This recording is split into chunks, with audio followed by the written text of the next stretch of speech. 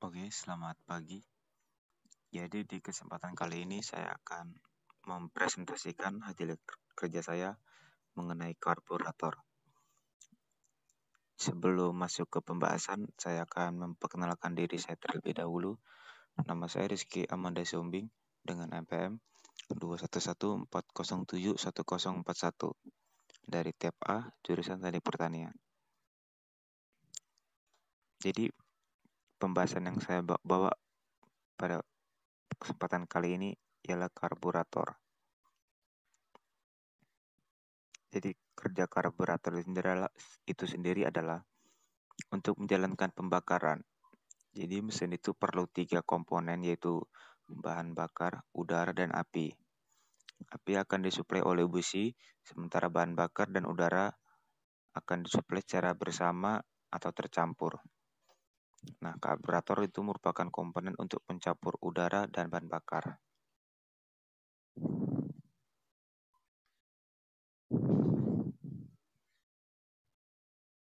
Kegunaan karburator. Kegunaan karburator umumnya itu ada 2, yaitu untuk mengatur RPM dan mencampurkan udara dan bahan bakar sesuai dengan perbandingan. Karbu itu sendiri memiliki komponen berupa katup gas yang tersambung ke stang untuk kita tarik ulur agar RPM mesin bisa berubah. Seperti yang kita lihat umum padanya atau mungkin sering kita gunakan pada sehari-hari, motor itu ada handle gasnya yang terhubung menggunakan namanya seling gas ke katup gas. Itulah yang ketika kita menarik gas, RPM itu bisa naik atau turun. Nah, selain itu juga, karbu juga harus mampu menyuplai bensin dengan perbandingan yang ideal pada setiap perubahan pada RPM. Karena itu, meski karburator motor berukuran kecil, tapi ada banyak komponen di dalamnya yang sangat penting.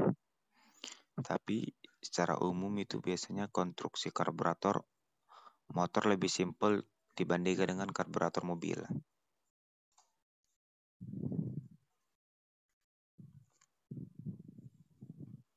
Kita masuk ke pembahasan selanjutnya, yaitu komponen dasar karburator.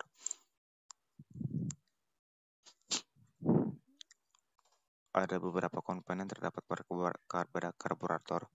Seperti yang pertama itu ada jarum pelampung. Jarum pelampung itu sendiri adalah sebuah jarum yang berbentuk lancip seperti katup yang menekan sebuah lubang. Lubang yang ditekan adalah lubang penyalur bensin. Sehingga ketika lubang itu ditekan, otomatis suplai bensin akan terhenti. Hal ini bertujuan untuk mengatur volume di dalam ruang pelampung agar tidak berlebihan sehingga campuran yang keluar menuju ke intake manifold itu bisa berlangsung normal. Nah, komponen yang kedua itu ada pelampung. Pelampung itu komponen yang biasanya itu terbuat dari plastik ringan yang bisa ngambang pada jet cair. Nah, contoh jet cair yang kita gunakan pada karburator ini tuh umumnya bensin. Pelampung akan menggerakkan ujung jarum pelampung agar tertutup. Cara kerjanya itu atau mekanismenya, ketika volume bensin di ruang pelampung meningkat, maka otomatis juga pelampung itu semakin naik. Nah, kenaikan pelampung ini akan menggerakkan jarum pelampung tadi itu sehingga menutup aliran bensin. Suplai bensin terhenti hingga volume bensin di ruang pelampung berkurang. Komponen yang ketiga itu ada main jet. Main jet itu adalah sebuah saluran utama di dalam sebuah karburator motor yang menghubungkan bensin di dalam ruang pelampung ke dalam venturi di tengah saluran udara ke intake. Di sini bensin akan tersuplai keluar. Komponen yang keempat itu ada needle jet. Needle jet itu bentuknya seperti jarum, berbentuk tirus dengan ujung lancip. Nah, jarum ini dipakai untuk mengatur volume bensin yang keluar dari main jet. Jarum ini digerakkan oleh escape atau katup gas, di mana gerakannya itu naik turun. Escape akan menggerakkan needle jet untuk bergerak naik turun. Sama kayak bentuknya, gerakan naik turun needle jet ini akan mempengaruhi besar kecilnya ujung saluran main jet. Komponen yang kelima itu ada escape atau katup gas. Katup gas di motor bukan berbentuk koin kayak karburator mobil, tapi berbentuk tabung yang bergerak naik turun.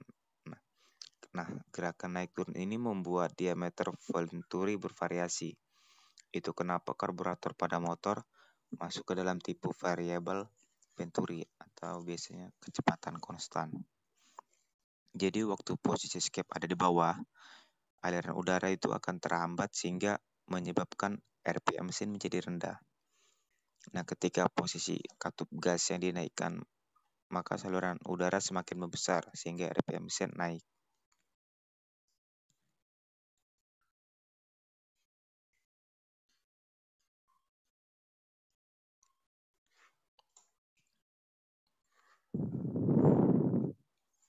Komponen yang keenam itu ada pegas atau katup gas. Pegas ini terletak di bagian atas karburator, tempat pada tutup pengatur katup gas biasanya. Nah, fungsi pegas ini itu untuk menjaga katup biar tetap tertutup ketika kita tidak menarik pedal gas dan membalikkan posisi katup, kita tidak melakukan deselerasi. Yang ketujuh ini ada pilot jet. Pilot jet ini kayak saluran yang menghubungkan bensin pada lubang pelampung dengan ruang setelah katup gas sebelum intake ke manifold. Fungsi pilot jet ini sendiri itu untuk mengairkan bensin ketika mesin bekerja pada idle RPM. Nah, untuk yang mungkin belum tahu idle RPM itu apa itu. Jadi idle RPM itu keadaan mesin ketika hidup atau setelah di starter tapi tidak digas. Nah, itu yang namanya idle RPM.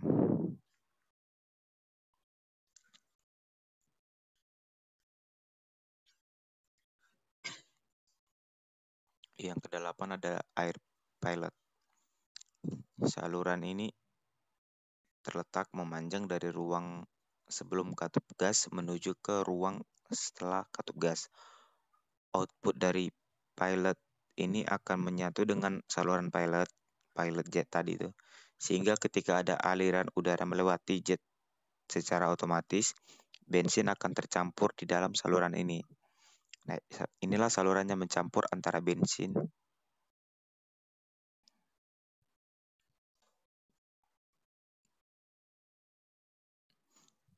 di dalam, inilah yang mencampur saluran bensin dalam dan material yang keluar dari saluran pilot jet itu setelah katup sudah berbentuk campuran udara dan bahan bakar. Fungsi dari air pilot ini itu untuk menyuplai udara ketika katup gas tertutup rapat atau sedang idle. Idle yang kita bahas tadi itu ketika mesin tidak bergerak tapi mesin hidup. Yang ke-9 ada choke valve. Komponen ini biasanya dipakai untuk, bukan biasanya, emang dipakai untuk memperkecil volume udara yang masuk ke mesin agar hisapan mesin itu mengangkat bahan bakar. Jadi campuran bensin dan bahan bakar itu menjadi kaya, jatuh menjadi banyak. Sistem choke ini bekerja dengan menutup saluran udara yang mengarah ke karburator menggunakan katup.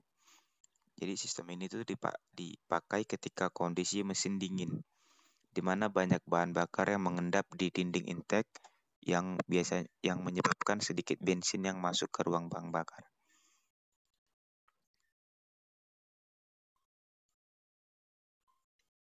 Itu choke valve ini kayak di motor Revo nih yang kita tahu biasanya ada di bawah stang sebelah kiri itu ada jok yang bisa ditarik.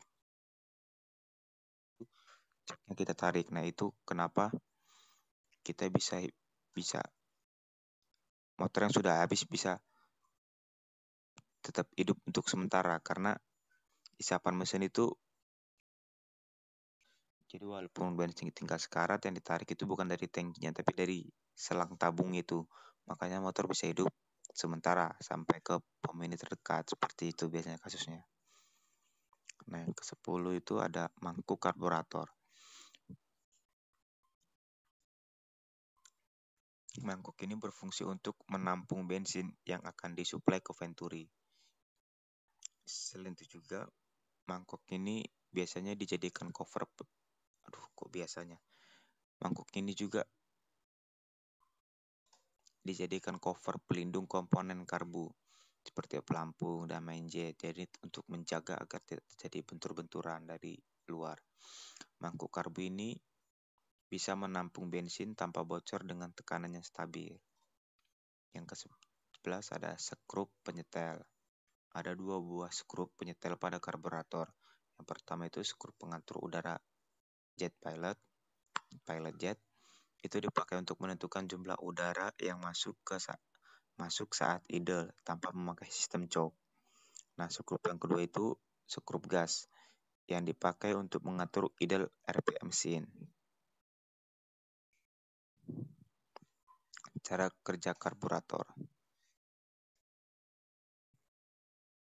Umumnya sepeda motor itu menggunakan karburator jenis variable Venturi yang kita bahas tadi, yaitu jenis karburator yang memiliki Venturi berubah-ubah.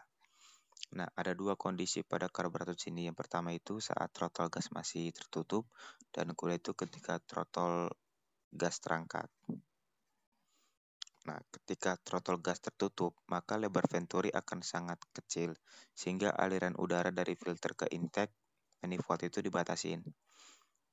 Nah, aliran udara yang masuk ke air filter terbatas, dan hasilnya RPM engine rendah atau idle RPM. Contoh pertama itu ada saat mesin idle atau mesin hidup tapi tidak bergerak tadi itu. Nah, ketika mesin berlari dari RPM idle atau kondisi throttle gas masih tertutup, akan ada aliran udara dari filter masuk ke idle, udara hold. Di sisi lain itu isapan dari piston juga membuat bahan bakar dari ruang pelampung terisap ke pilot jet. Udara dari idle hold itu bertemu dengan bensin pada saluran pilot jet.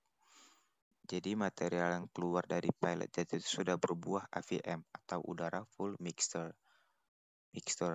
Ujung dari pilot jet ini ada pada intake manifold, sehingga AFM yang tadi gitu udara full mixture itu langsung keluar menuju ke manifold.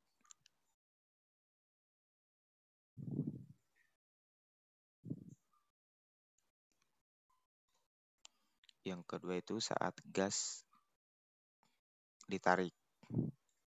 Nah, ketika handle gas ditarik, otomatis throttle gas terangkat, sehingga lebar Venturi itu menjadi besar. Ketika gas ditarik ini membuat aliran udara dari filter menuju ke intake manifold menjadi lebih cepat, sehingga langkah piston menjadi lebih cepat dan RPM pun akan cepat pula. Terus bagaimana dengan full supply? Nah, kalau saat idle RPM bensin disuplai melalui jet pilot, maka ketika RPM tinggi, bensin itu disuplai dari main jet, bukan dari pilot jet lagi. Itu artinya. Jadi, dalam karburator sepeda motor terdapat 2 buah saluran full. Pertama, pilot jet, dan yang kedua itu main jet. Nah, main jet ini tuh merupakan saluran utama di mana ujung main jet ada di dalam Venturi. Maka aliran udara pada Venturi akan lebih cepat sesuai dengan hukum Bernoulli. Ketika aliran udara lebih cepat, maka tekanannya menurun. Penurunan tekanan di dalam Venturi juga akan mengisap bensin dari ruang pelampung melalui main jet.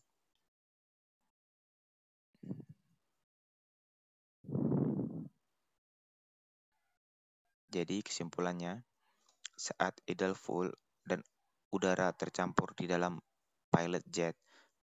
Sementara ketika RPM dinaikkan atau full dan udara tercampur dalam venturi. Terus ada pertanyaan, mengapa bensin tidak keluar dari main jet ketika idle? Nah, itu karena ada satu komponen tambahan bernama jarum skep. Jarum ini berbentuk tirus, sehingga di mana semakin runcing ke bawah. Jadi ketika throttle gas tertutup, jarum ini akan menutup saluran main jet. Itulah kenapa yang membuat mesin tidak keluar dari main jet saat idle. Sebaliknya juga gitu, kenapa bensin tidak keluar dari pilot jet saat RPM tinggi? Alasannya itu tidak ada isapan dari dalam pilot jet ketika idle RPM. Venturi tertutup sehingga isapan piston bisa mengisap venturi dari dalam pilot jet. Tapi ketika venturi sudah terbuka, maka tidak ada isapan di dalam pilot jet. Jadinya bensin tidak keluar dari pilot jet saat RPM tinggi atau high RPM.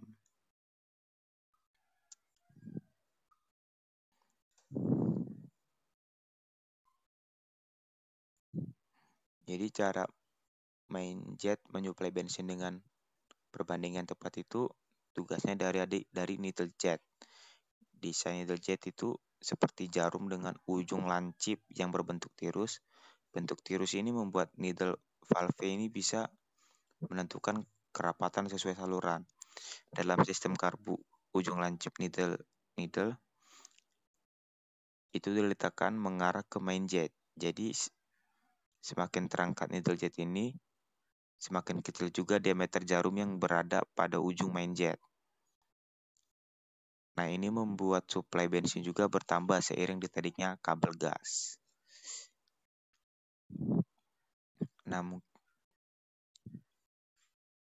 mungkin cukup sekian pemaparan dari saya mengenai karburator. Bila ada kata yang salah atau perilaku saya yang kurang tepat, saya mohon maaf. Saya akhiri pemaparan saya pada pagi hari ini. Selamat pagi dan terima kasih.